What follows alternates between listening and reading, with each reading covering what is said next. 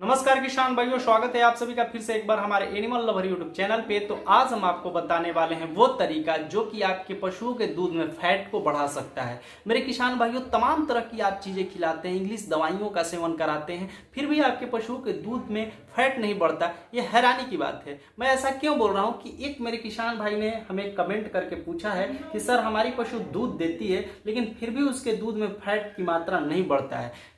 कारण ये होता है कि हम अपने पशुओं को जो बैलेंस फीड होता है उसको हम उस पर ध्यान नहीं देते हैं। बैलेंस फीड यानी कि जो संतुलित आहार होता है उस पर हमें ध्यान करना चाहिए, फोकस करना चाहिए, क्योंकि अगर आपकी पशु संतुलित आहार नहीं लेगी तो उसके दूध के साथ साथ दूध में फैट का भी कमी हो जाएगा। और उसके साथ साथ कुछ हमें घरेलू नुस्खे का भी आवश्यकता पड़ता है। जैसे हमें खांसी हो जाता है तो कभी कभी जो है कि हमारा रोग प्रतिरोधक क्षमता तो हमको जो है कि ठीक करता है, लेकिन हमें कभी कभी दवाइयों का भी सेवन करना पड़ता है। जैसे कि खांसी हो जाने के बाद हमें जो है कि अदरक लेना पड़ जाता है, काली मिर्च लेना पड़ता है, लौंग पड़ता है। उसी प्रकार पशुओं के भी जीवन में कुछ चीजें महत्व रखता है। सिर्फ भोजन खिलाने से पशुओं का तो शरीर तो चलता है, जीवन यापन होता है, लेकिन जब कोई लक्षण दिखाई हमें देने लगते हैं, प्रतीत होने लगते हैं, तो फिर हमें कोई नुस्खे की आवश्यकता पड़ जाती है। और हर समय हमें यही प्रयास करना चाहिए कि हर समय हमें पशुओं के जो शरीर का जो नुकसानदायक एंटीबायोटिक है उसका प्रयोग नहीं करना चाहिए। तो चलिए चलते हैं और आपको हम बताते हैं दूध में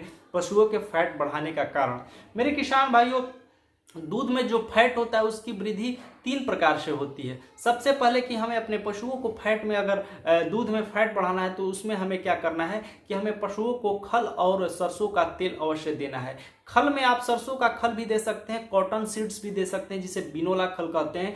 अब एक बात और है, जैसे कि आप सरसों का खल दे रहे हैं तो बिनोलो का खल न दे, बिनोला का जो खल होता है उसको न दे। अगर आप सरसों का जो है कि खल दे रहे हैं तो बिनोला का खल न दे, आप सिर्फ सरसों का खल दें। अब बिनोला का क्या करें कि आप 1 केजी बिनोला का खरीद के लाएं, बिनोला का सीड्स, और उसको जो है कि 12 घंटे पानी में मतलब रख दें। और सुबह में उसको क्या करें कि 1 से 1.5 लीटर जो है कि पानी में पूरी तरह से उबाल के उसका दलिया टाइप बना लीजिए। उसमें 50 ml जो है कि सरसों का तेल मिला दीजिए और 100 ग्राम मेथी दाना मिला दीजिए। स्प्राउट मिल जाए तो बहुत अच्छी बात है, अंकुरित मिल जाए तो बहुत अच्छी बात है, नहीं तो वैसे भी आप उसमें मिला के अच्छे से चला दीजिए। अब चलाने के बाद मेरे किसान भाइयों, आपको करना क्या है कि उसमें कम से कम 200 से 250 ग्राम बेसन और 50 से 100 ग्राम आप उसमें कम से कम गुड़ मिला सकते हैं, देसी खांड गुड़ मिला सकते हैं। और मिलाने के बाद ये एक तरह का दलिया हो जाता है। और आपको जो है कि साथ में सरसों की खल्ली आप दे ही रहे हैं, और चूनी चोकर का भी प्रयोग कीजिए जिसमें ज़्यादा फाइबर हो।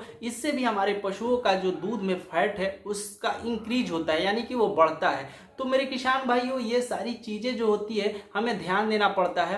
और थोड़ा हरा चारा हमें कम करना पड़ता है। जिन पशुओं का फैट कम आ रहा है उन्हें हरा चारा बहुत कम खिलाना चाहिए और मिनरल मिक्सचर देना चाहिए। अगर आप ज़्यादा हरा चारा खिला रहे हैं तो 25 ग्राम मिनरल मिक्सचर दें।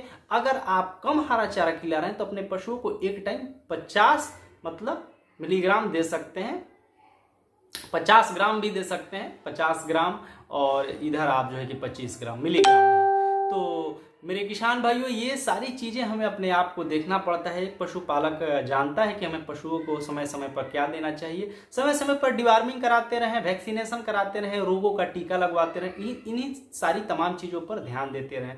वीडियो देखने के लिए धन्यवाद। फिर मिलते हैं आपको नेक्स्ट वीडियो में नेक्स्ट टॉपिक के लिए। तब तक के लिए इजाज़त दीजिए। राम राम।